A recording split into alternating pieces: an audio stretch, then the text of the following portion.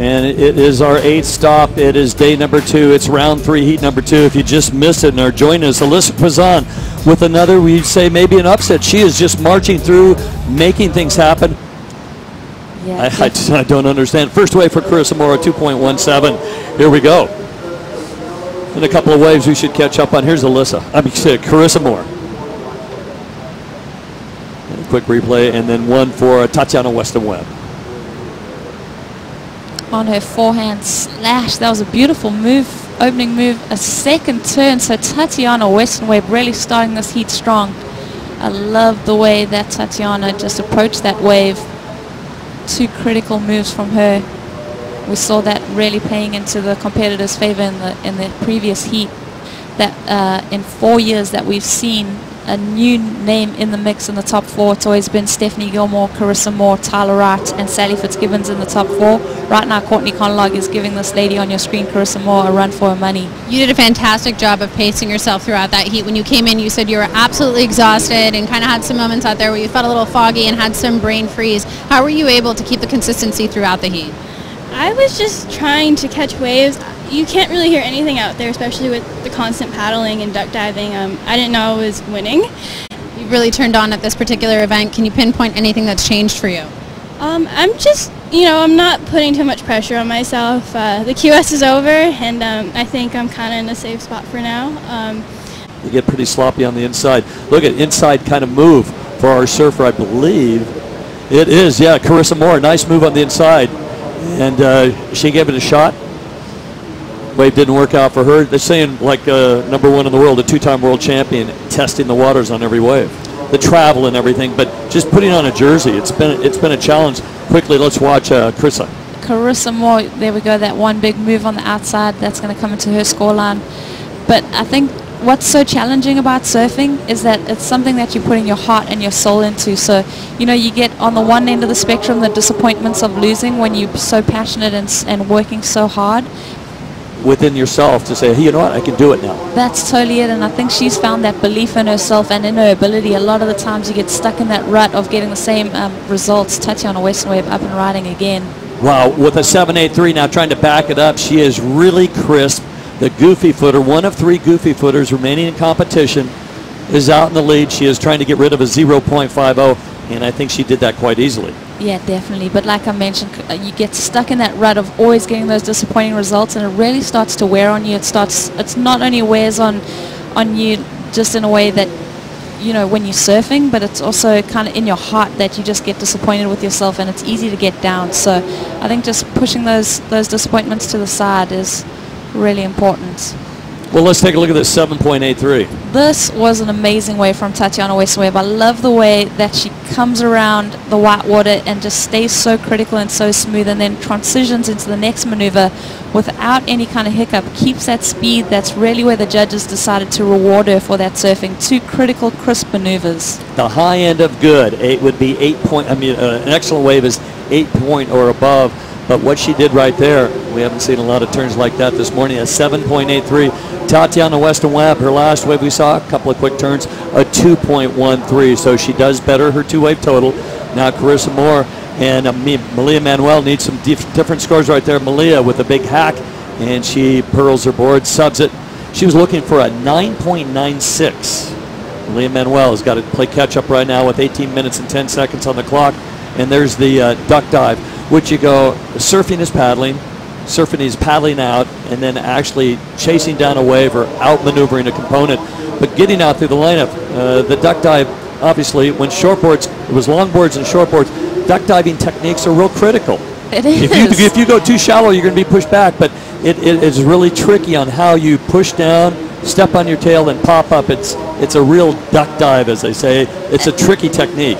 As we watch Malia Manuel on this wave, this is she's going for these big maneuvers, great technique on that bottom turn, and then unfortunately the board gets buried over there. So, she just needed to kind of release her weight a little bit, get a little bit weightless, and she would have brought that all the way around. I like where her head was at, where she was going with that maneuver. It was going to get scored very well, but it given to someone else that motivated her to get back in that driver's seat on the world rankings. And now she's, taking it back at this point of the year. It's critical. Malia, second wave, a 107 to start things off on the pearl. There she goes. She Connects that one. Nice move off the top. That will be definitely a couple more points. So she is needing an 8.89. She will get her highest score. If you're in second and third, you're trying to improve on your high score. If you're in first, you're trying to improve on your second score. 15 minutes and 20 seconds remaining. No matter how nice and calm it is, it's still a lot of paddling. Yeah, we've seen a lot of swells just converging on this beach break, and that was a beautiful move there from Manuel. Just one big move, but that's really playing into the surfer's favor.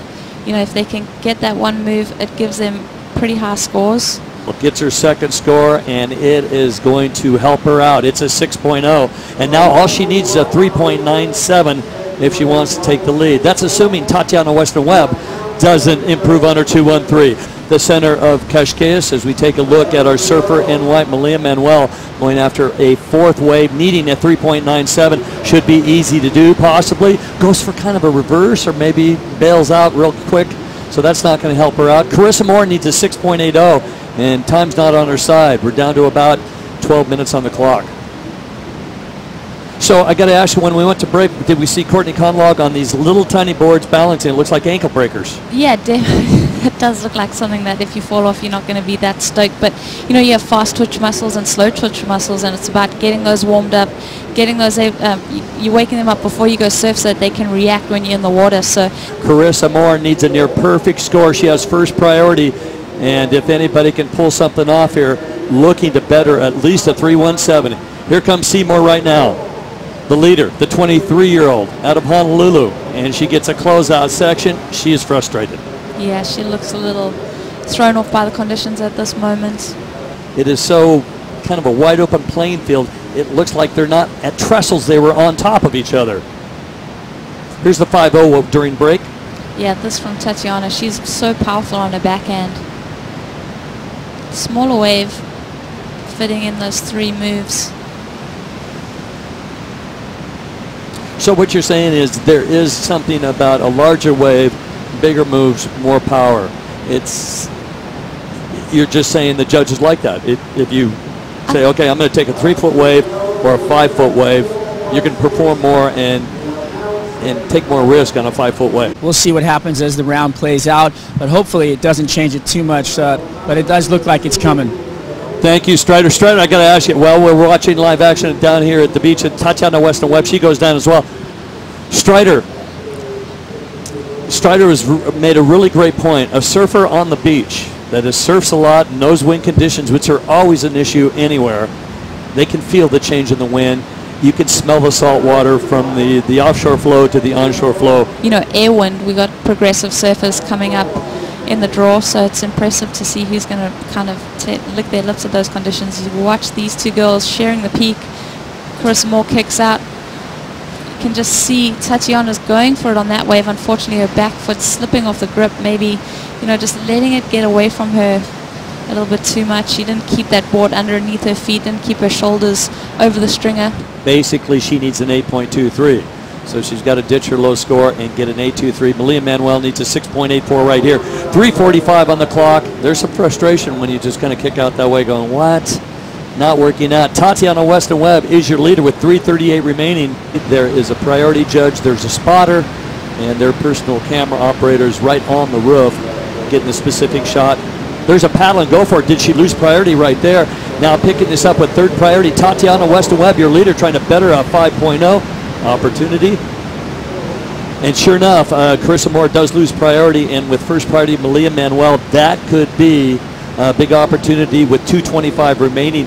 It is Carissa Moore, now or never. She needs an 8.23, and down the beach, But Malia has priority. And I guess she has heard that, so Manuel giving it a paddle. Now or never for Malia, who needs it at 6.84. Malia in that third spot. Beautiful top turn and a nice wrap. Continues to open up for her. Now the hard part is going to make an inside reform. Will it stand up? She goes back to the power pocket, and it's still low enough tide that she might make an inside section. And then it's going to get dumpy. She races this one section. Little miscue right there, hits the lip. Remember, she got a 6.0 for a very aggressive turn.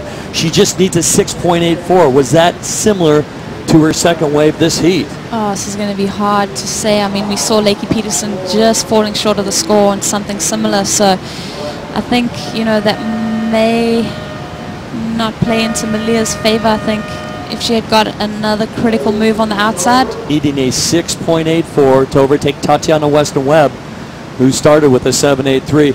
Take a look. Is this a 6.84? Let's have a look. See, she has to avoid that first section as it just closes out on her. Great wrapping maneuver.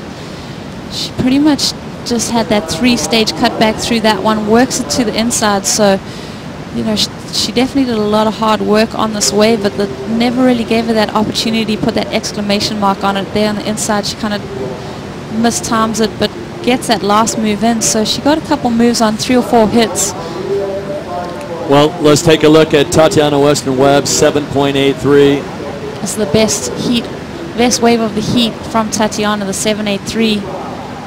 And for Malia Manuel, not enough, an 11.302 wave total. Tatiana Weston-Webb wins with a 12.83. She breathes a sigh of relief, and she's going to skip a round of competition.